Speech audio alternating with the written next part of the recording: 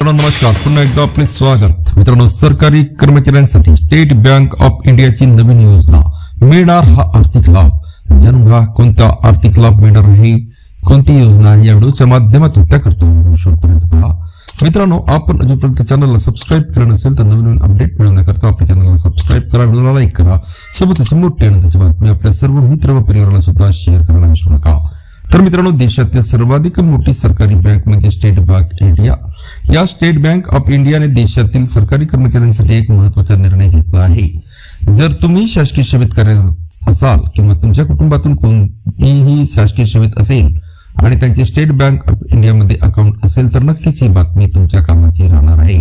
आम्ही आपणास सांगू इच्छितो की स्टेट बँक ऑफ इंडिया सरकारी कर्मचाऱ्यांसाठी एक खास योजना राबवते. या अंतर्गत ज्या सरकारी कर्मचाऱ्यांचे स्टेट बँक ऑफ इंडियामध्ये खाते असते त्यांना एक विशेष प्रकारचे क्रेडिट कार्ड बँकेकडून पुरवले जात आहे.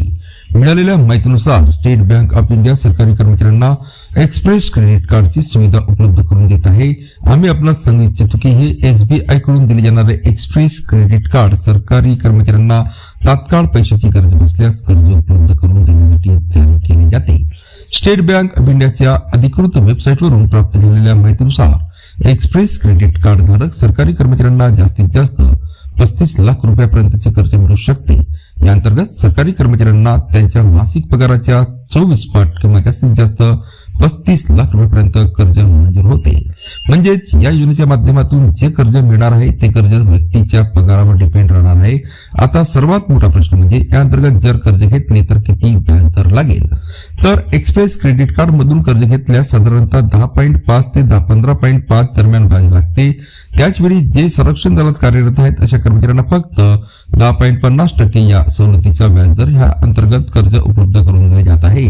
या योजनेतून कर्ज घेतल्यास किमान 6 महिन्यापासून ते 7 वर्ष किंवा रिटायर होईपर्यंत कर्जाची परतफेड करावी लागते.